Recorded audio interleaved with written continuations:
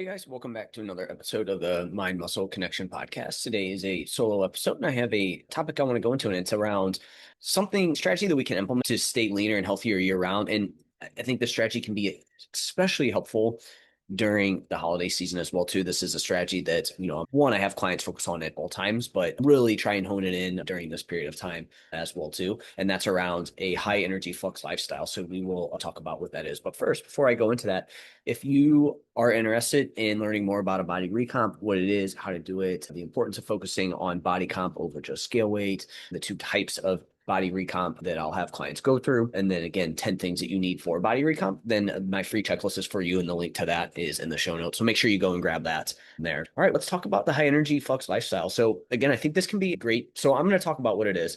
But again, this is a great strategy to implement year round because it really can help you stay leaner and healthier overall. And especially during the holidays when we know that for most people, food intake is going to be a bit higher. And so we are going to dive into that. So what is high energy flux? So it means you're consistently eating more and moving more, keeping both sides of the energy equation elevated. We have energy in, we have energy out, right? So that's calories in, calories out. That's what people talk about. Energy in obviously is going to be all the food that you take in. That's energy in. Energy out, a bit more complicated. It's going to be made up of your basal metabolic rate, and that's how many calories you're burning just from basically at rest and just basic bodily functions.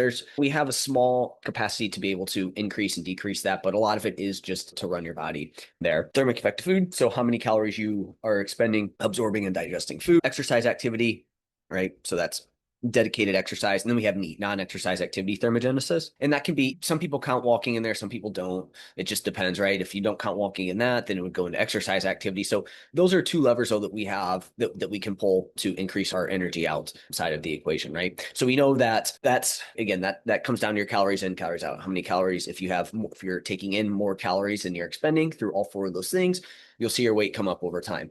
If it's around the same, your weight will be at quote unquote maintenance. And then if you're bringing in less calories than you're expending, you are in an energy deficit. Now, where this can get tricky is it's not a static number here. This is very dynamic. If you take in more calories, that's going to obviously increase the energy outside of the equation, right? The higher your body weight is, you may find that you'll expend a little bit more energy. And then on the flip side, the less energy that you bring in, you're consuming less calories. So then thermic effect may go down a little bit. And then also when your body senses an energy deficit and it starts to tap into fat stores to use for energy, there are some adaptations that will happen to slow things down. Like for example, thyroid will decrease, right? So when we make a change to one, the other side of the equation will also change, and then that impacts the entire thing, right? So again, for some people, they have some adaptations where when they're in a positive energy balance, they're bringing in more calories than they're expending. Some people's non-exercise activity thermogenesis will spike up. So then now, in order to get into a surplus, they may need to bump up their calories a bit more. On the flip side, when people decrease their calories, their body has compensations in place where for some people, their body is very thrifty with the energy that is coming in at that point, and they may need to decrease their calories a bit more than they would expect. Whereas some people, their body is less thrifty when it's in an energy deficit. A lot of that comes down to genetics, but there also are some lifestyle things that we can do that will impact it as well too, right? One of them being forcing ourselves to move a bit more and to adopt a high energy flux lifestyle, because obviously in today's modern environment, it can be challenging. We kind of have to seek out activity for most people. There's certain people that they will accumulate a lot of movement, again, based on genetics, but then also their lifestyle that they live. But for a lot of us, we have to go out of our way. And if you're not someone who seeks out activity, or you don't really like it, or you're super busy, you have a lot going on, it can be tougher to do that. And then obviously if you have a job where you have to be sedentary most of the time, that can become problematic there. So again, we have control over this. And so instead of relying on low calories and low movement, especially outside the gym, you can maintain or lose weight through a higher intake and a higher output through a high energy flux lifestyle.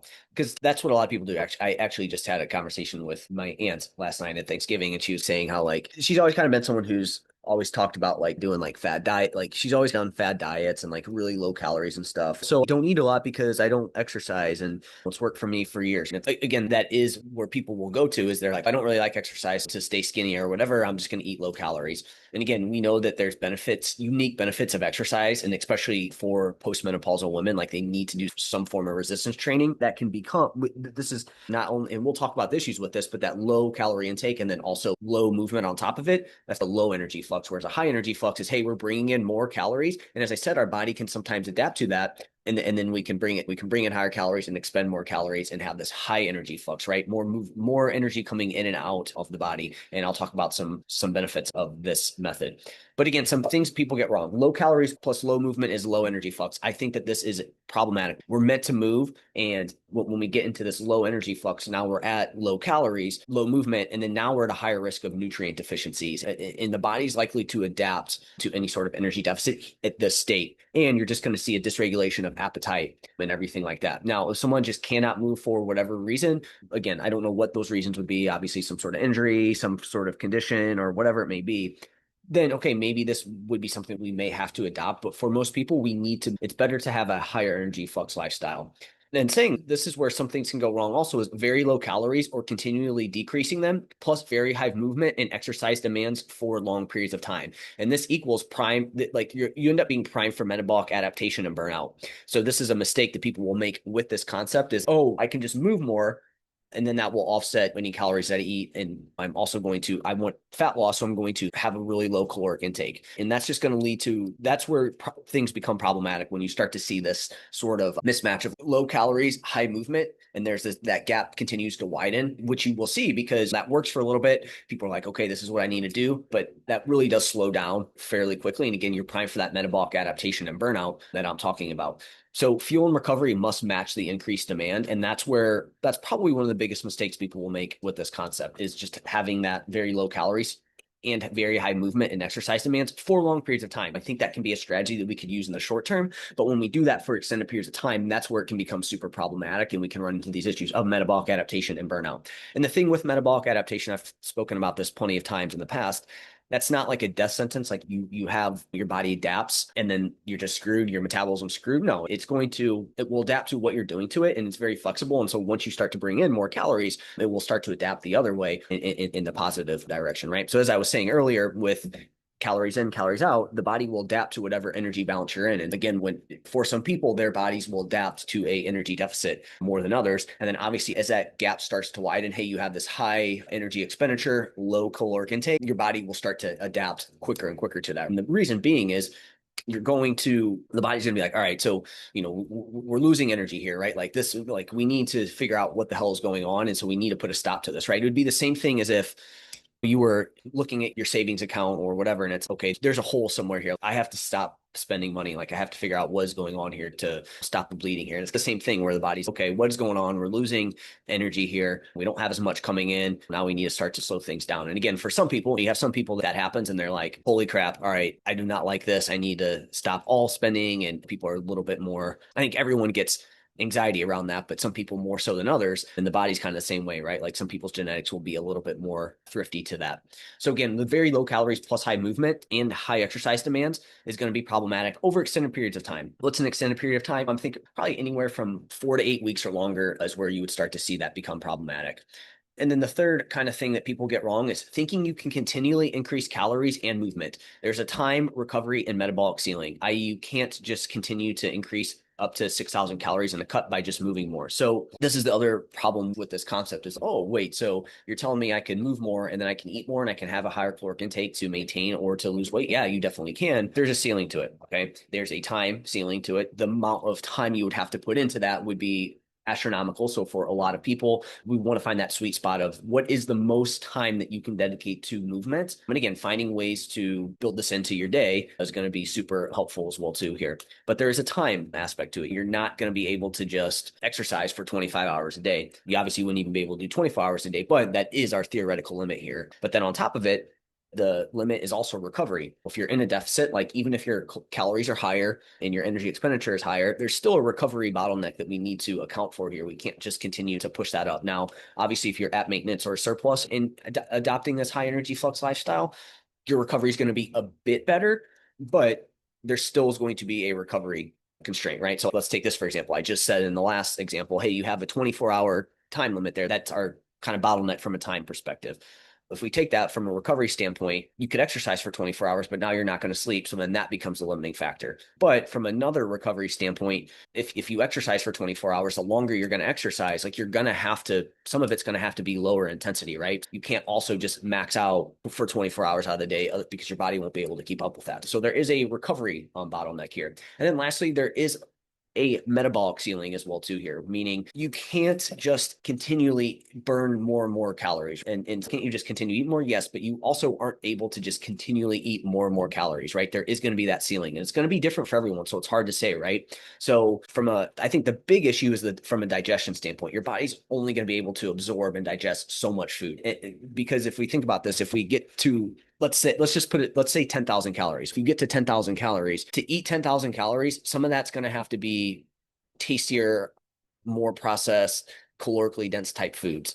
Right. But for some people, their gut's not going to be able to handle all that. Again, there's a lot of different things that go into that. So there's that bottleneck. But even if it's okay, we'll just eat all quote unquote clean foods. All right. Now you're looking at, again, that's going to be a huge load on the gut and digestion. So we're going to run into a limit there. And then so we run into that limit.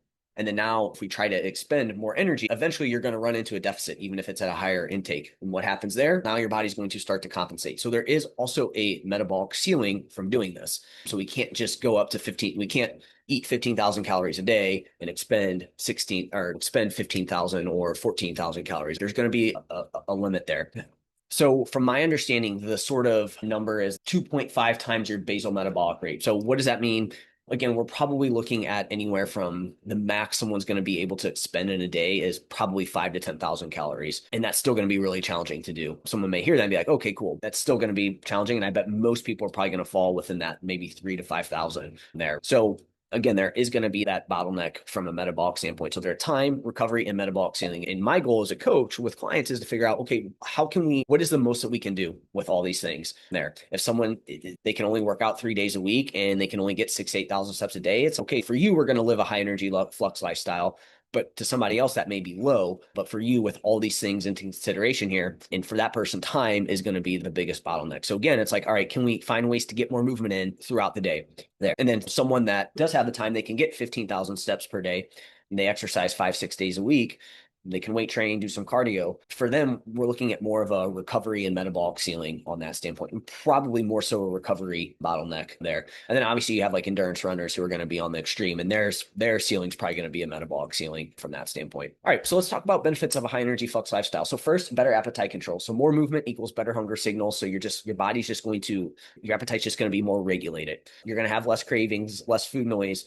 Whereas low movement plus low calories is going to do the opposite. So if we have this low energy flux lifestyle, you're going to have less appetite control. So it's going to be harder to manage these things. Some people might hear that and be like, if you move more, I would think you'd be hungrier. And you definitely are right up to a point. Move, say, 5 to 6,000, sub 5 to 6,000 steps per day.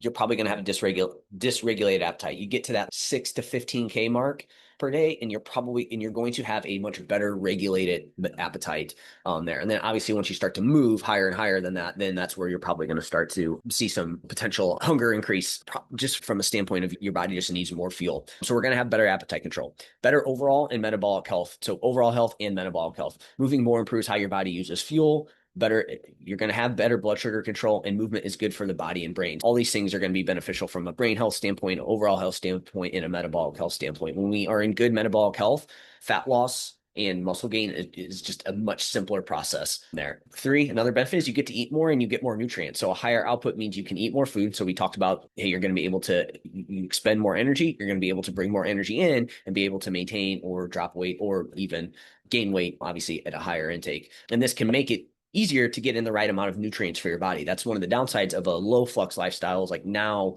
it's going to be harder to get in all the nutrients that we need to with that. So you definitely would have to supplement, which I've made my case for why I think supplementation is important, but you get to eat more, which helps with flexibility, and you're less likely to have any sort of micronutrient gaps at that point. You're going to have better body comp, right? And movement is going to help support muscle retention. It's going to help with fat loss and an overall leaner look, right? If we're not exercising, you're just always going to have that sort of skinny fat kind of look there. So we're going to improve our body composition by exercising more. You're going to see less metabolic adaptation in a deficit. With higher output and appropriate fuel, thyroid function, sex hormones, recovery, and daily energy expenditure stay higher during fat loss. So you're with this higher intake and higher movement, like your body's less likely to adapt in a deficit. Whereas again, if we have that kind of low calorie plus high energy expenditure or low calorie plus low movement, you're likely to see more metabolic adaptation in that state. And then you have the lifestyle mindset benefits, right? Less restriction, more satisfaction, more flexibility, and most importantly, more more consistency because of those things, which is going to make it more likely that you stick to that. So those are going to be all the benefits that we would see of a high energy flux lifestyle. I'm sure there's a few more out there, but those are going to be the main ones.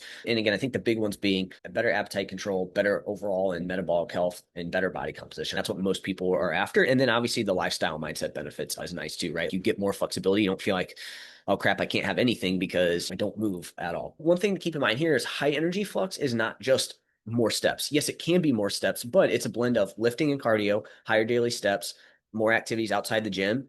It's eating enough to match your output and managing stress and recovery as well too. A lot of times people are like, hey, I'll just need to get more steps in. And again, that can certainly be it, but we still want to make sure we get enough lifting in. We want to make sure we get some cardiovascular training in there. And then it can include daily steps, but it can also include more activities outside the gym, playing a sport. When you play a sport, you may not necessarily get more steps, but you're playing a sport, you're moving, and that's going to go towards this. It can be hikes, whatever it is, it's going to keep you active throughout the day. And then again, we're obviously eating enough to match that output. We have to do that, and we need to manage our stress and recovery. But I think the big thing being is it is more than just getting steps in there. And the cool thing with this is we can use this approach in a fat loss phase. Like I said, it's going to, by making sure we move more, we're going to increase our energy expenditure. And then now that's going to give us a higher intake to potentially be able to drop body fat.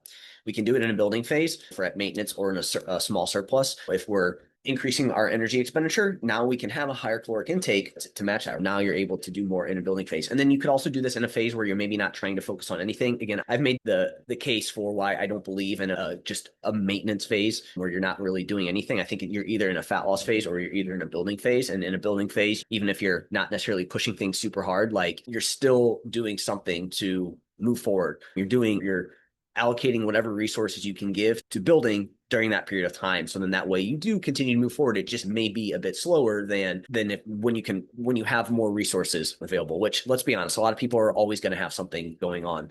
Whereas when somebody comes in with a thought of, oh, I'm in maintenance, I just feel like that shows up in all your actions. I'm in maintenance, I'm not really doing anything. And then you slowly go backwards. Whereas if we can have, hey, I'm in a building phase, but this building phase maybe isn't a super hard push, because I just literally had a potential client that ended up not signing up because she's like, I want to be able to give my all to this and I can't right now. I don't fully agree with that. I think that you need to be able to do what you can. And even if the progress is a bit slower right now, that is going to help you out later on when things potentially die down a little bit, which again, I don't believe that they ever do. And so you need to learn how to manage these things during that period of time. So what does this look like practically? We're looking at 8 to 10,000 plus steps per day, a minimum of 3 to 5 lifting sessions per week, and then also finding ways to be more active outside of the gym as well too. We need to make sure we're also moving outside the gym. Yes, we want to get in our workouts, we want to get in our conditioning session, but we need to make sure we're more active outside the gym. I made the point how, a study showed that adding an additional 3K steps per day, they averaged about 4 to 5K per day, nearly doubled their weight loss and improved other health outcomes compared to a group who just did 3 to 4 aerobic sessions per week. So getting more movement outside of the gym. Another study found that high levels of sedentary behavior can negatively impact body comp in athletes, even if they're training consistently throughout the week. So we need to make sure we continue to move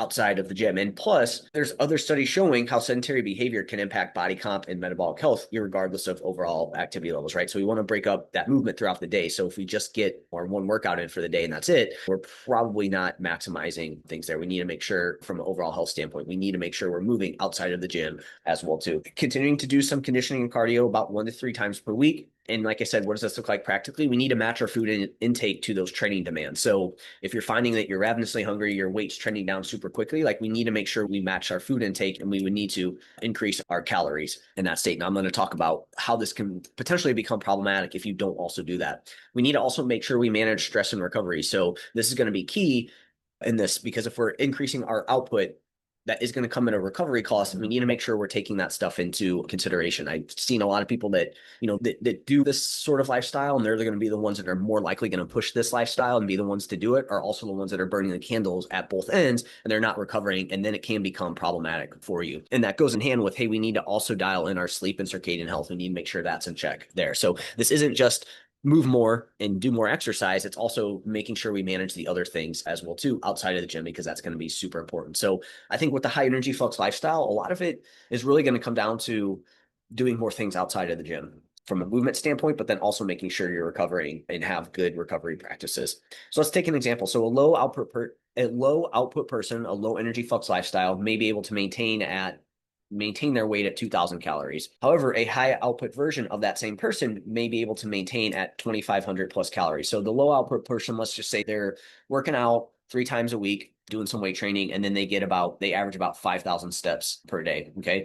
And then they're obviously sedentary most of the day. That number may be a bit high at 2,000, depending on the person. Whereas you take a high output version of that person, they may be able to maintain at 2,500 calories. You're looking at maybe they're doing 8 to 12K steps per day. They're breaking up their movement. They play a sport that they enjoy once a week. They're doing more things at the house, around the house. They're weight training 3 days a week, and they're doing their conditioning 1 to 2 days a week. And that's what that person would look like there. And then let's take the same person there during fat loss, they may be able to drop weight at say 1,700 calories. Okay, so that low output person may have to drop down to 1,700 calories or lower to drop weight, whereas a high output version during fat loss phase may be able to drop at 1,900 to 2,000 calories there. And so what this does is it helps you lose fat at higher calories. Okay, so we can lose some body fat at higher calories, but we still have to watch our recovery and everything like that during this. We can stay leaner outside of dieting. So when you're not dieting for fat loss, again, you can have more calories to work with here and offset maybe some higher calorie days or whatever that may be. And we can stay leaner doing that while making sure we eat enough. We're not trying to lose body fat outside of dieting, but we're just trying to stay a bit leaner if possible. And we can train harder and feel better throughout the year. When you're able to train harder with more fuel, your training is going to be better. And when we give our body the nutrients it needs and we can feel it enough, you're just going to feel better throughout the year. And when you're moving more, you're going to feel better as well too, especially when your fuel matches that. So some things we want to look out for, again, the recovery requirements. So a higher output means you're probably going to have higher sleep needs, meaning you're going to need to doesn't mean you need to sleep more. It just means you're going to have to make sure your sleep is in check. If you want to have this lifestyle, this is going to come at a cost of not only more time dedicating to exercise, but more intentionality around your recovery and sleep. Better nutrition discipline. So we need to make sure we're fueling properly, but also enough as well too. We can't skip meals. We can't just wing all our meals. We can't just eat like a bird all the time. Like we have to have better nutrition discipline, and that's going to come down to more consistency and staying on top of that. Because again, if we're moving more, we're going to have a higher need for fuel, and we have to make sure that we're consuming the right amounts, the right types of foods, and the right quantities in terms of macros and everything like that. We need to make sure we're managing overall stress load on our body. I talk about that a lot. When we add a lot more movement, we're in an energy deficit, and maybe we have some other life stress going on, your recovery bucket is going to start to fill. And when that overflows, adding more things on top of that is not going to be beneficial. So we need to make sure we're also managing stress load on the body. And we need smart programming as well too. If we're going to be expending more, and we know recovery is a bit higher, and especially if we do this in a deficit, our programming needs to be more intentional. We can't just go in and just train balls to the wall every single time we go in with really no focus, just, hey, I'm going to burn the most amount of calories. So we need to also make sure that we have smart programming in combination with this. Each session needs to have a goal for what we're trying to accomplish here. I think when the further away we get from that in terms of each workout's random, it's just about burning the most calories. That's where I think things can start to become problematic from that standpoint. You start to see people spin their wheels with this concept, right? Now, when you go out for steps and stuff like that, as long as you, like I said, if you get a lot of steps and then you work out, you have 4 to 6 training sessions per week. I think the more of those training sessions that are built with just randomness, that's where you're going to start to run into some potential issues there. Even if you do, say, 5 sessions a week, if 3 of those are some sort of structure, they have a specific goal, I think we're definitely on the right track. You're better off than all those being random. And again, calories much match output. So high output plus low calorie equals poor recovery. So recovery is already going to be at a higher debt there. That's going to lead to a higher stress load on the body. There can potentially be some hormonal strain, right? That's where you start to see things like thyroid start to slow down, which in turn is can impact other hormones, right? And then for men, the higher this output is with lower calories, the leaner you get, we see testosterone tank. And same thing for women too, right? Women just need the right dose of testosterone, but even too low for what they need is going to be problematic. Because of this, you're going to start to risk muscle loss. You're going to have higher cravings and poor adherence to what you're doing when you just don't feel as good, right? And again, the bigger the gap between intake and output, the more issues you'll run into. So I should say this, the bigger the gap between intake and input and the longer that goes on, the more issues you're going to run into there. So just a few other thoughts here on this is this concept can be time consuming, right? So you may need to find a realistic middle ground. Like I said, one of the bottlenecks is time. And so we just need to make sure that with this concept, we're finding the right amount for you and what you can stick with. It's not an excuse to eat whatever you want, right? It's way easier to overeat calories than it is to expend more energy through movement. So if you're just using this, oh, I move a lot, so I'm just going to eat 3 whole pizzas today, it's okay. You're going to quickly run into a gap where now you're at a really high energy expenditure, high energy in on the energy inside of the equation, and then it's going to be hard. Like you're not going to be able to make up for that on the energy outside of the equation, right? So we need to make sure that we still are moderating our food intake here. Energy balance is still going to apply. If you're not losing weight or not staying as lean as you want, your caloric intake is probably off, right? Or your caloric needs may just be lower than what you'd like to see. And again, it comes back to it's a lot easier to overconsume calories than it is to move more, right? So adopting a high energy flex lifestyle, whatever that looks like for the client, is one of the core pillars of my coaching, right? So we want to make sure that we incorporate this to help move that in the right direction. Again, for one person, a high energy flex lifestyle may be 15,000 steps per day with 5 training sessions per week. For another person, it's 3 workouts per week, but we're getting 8 to 10,000 steps per day. So it just depends on you and where you're coming from and what you can stick with, again, from a time and recovery bottleneck standpoint. So I hope this was helpful. I hope this gave you some more insight into this. And again, this is a great strategy to use during this period of time.